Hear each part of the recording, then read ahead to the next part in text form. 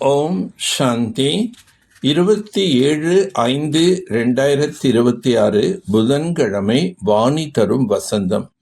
இனிமையான குழந்தைகளே, காலனுக்கெல்லாம் காலனான பாபா உங்களை காலன் மீது வெற்றி அடையுமாறு செய்விக்க வந்துள்ளார்.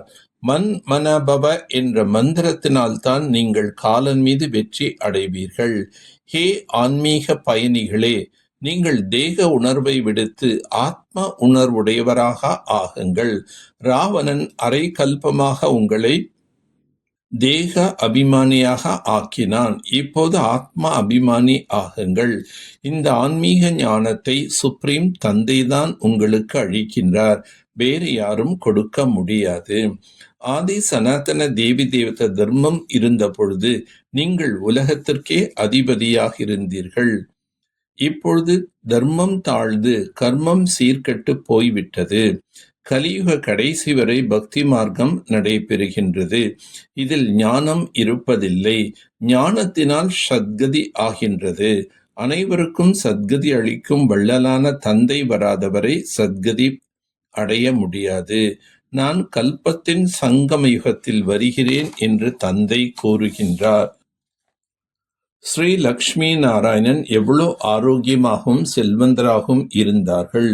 ஒரு பொழுதும் நோய்வாய்ப்பட்டிருக்கவில்லை. கீதை தேவதா தர்மத்தின் சாஸ்திரம் என்பதை நீங்கள் அறிந்துள்ளீர்கள். நான் வந்து உங்களை சூத்திரனிலிருந்து பிராமணனாக ஆக்குகின்றேன் என்று தந்தை கூறுகின்றார். மீண்டும் உங்களை தேவி தேவதையாக ஆக்குகின்றேன்.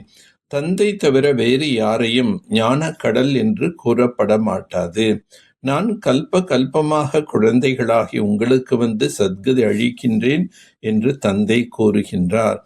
ராவணனின் பிரவேசம் ஆகியவுடனே எல்லோரும் தேக அபிமானி ஆகிவிடுகிறார்கள். இப்போது தங்களை ஆத்மா என்று உணர வேண்டும். ஆன்மீக யாத்திரை செய்ய வேண்டும் மற்றும் செய்விக்க வேண்டும். தங்களை சத்தோ பிரதானமாக ஆக்குவதற்கு ஒரு தந்தையை நினைவு செய்ய வேண்டும். ஆத்மா அபிமானி ஆவதற்காக முழுமையாக முயற்சி செய்ய வேண்டும். காலத்தின் மீது வெற்றி அடைவதற்காக தந்தையின் அறிவுரை கவனத்தில் கொள்ள வேண்டும். தங்களை ஆத்மா என்று உணர்ந்த ஆத்மாக்களுக்கு ஞானம் அளிக்க வேண்டும். பாப் தாதாவின் காரியத்தை தனது இலக்காக ஆக்கிக் கொள்ளக்கூடிய மாஸ்டர் மரியாதா புருஷோத்தம் ஆகுக. தன்னுடைய சிறப்பு அம்சங்களை சிந்திக்கும் போது போதை அதிகரிக்கும் என்று சொல்லப்படுகின்றது.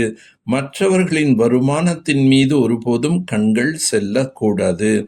மற்றவர்களின் போதையை இலக்காக ஆக்குவதற்கு பதிலாக பாப் தாதாவின் குணங்கள் காரியங்களை இலக்காக ஆக்கிக் கொள்ளுங்கள். பாப் தாதாவுடன் கூட அதர்மத்தை விநாசம் மற்றும் சத்திய தர்மத்தின் ஸ்தாபனை காரியத்தில் உதவியாளர்கள் ஆகுங்கள். அதர்மத்தின் விநாசம் செய்பவர்கள் அதர்மத்தின் காரியத்தை அல்லது தெய்வீக மரியாதை உடைப்பதற்கான காரியத்தை செய்ய மாட்டார்கள். அவர்கள் மாஸ்டர் மரியாதா புருஷோத்தமராக இருப்பார்கள். ஞானம் நிறைந்தவராக ஆகி வீண் கேள்விகளை ஸ்வாகா செய்து விடுவீர்களானால் சமயம் மிச்சமாகும். எந்த ஒரு சங்கல்பம் வந்தாலும் மேலே தந்தையிடம் கொடுத்துவிட்டு சுயம் சங்கல்பம் மற்றவராக சென்று கொண்டே இருங்கள். கருத்து சொல்வது சமிகை கொடுப்பது வேறு விஷயம். குழப்பத்தில் வருவது என்பது வேறு விஷயம். எனவே சதா ஏக்ரஸ் சங்கல்பம் கொடுத்தோம் உடனே நிர்சங்கல்பம் ஆகிவிட்டோம் என்று இருக்க வேண்டும். சதா கவனம் இருக்கட்டும். கர்மேந்திரியங்களை வென்றவராக ஆக வேண்டும். ஏதேனும் ஒரு கர்மேந்திரியத்தின் கவர்ச்சி கூட ஒரு பாபாவுடையவராக ஆகவிடாது. ஏக்ரஸ்திதியில் நிலைத்திருக்க முடியாது. பகவான் ஆஜராக இருக்கின்றார் என்றால் உலகம் சுகஸ்வரூபமாக இருக்க வேண்டும் இல்லையா? துக்கத்தின் ரூபமா? பிறகு பரமாத்மாவை கூப்பிடுவதின் அவசியம் என்ன? எனவே இந்த சமயத்தில் மாயைதான் சர்வ வியாபியாகுமே அல்லாமல் பரமாத்மா எப்பொழுதும் ஆஜராக இருக்கிறார் என்பதல்ல. பரமாத்மா ஒரே ஒரு முறை சங்கம யுகத்தில் மட்டுமே வருகின்றார்.